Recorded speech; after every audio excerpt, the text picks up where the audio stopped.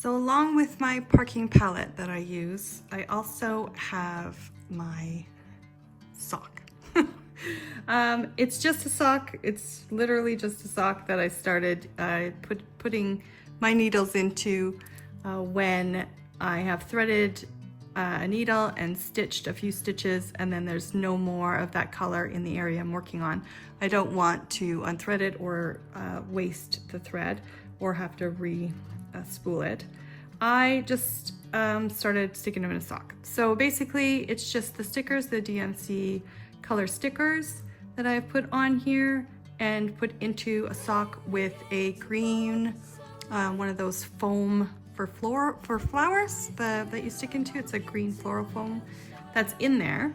And so the needles just go in really nicely and you can feel it go in to the floral. There we go. And it just is pretty secure and messy and wonderful. Hopefully all of your systems are as chaotic looking as mine, but that's mine.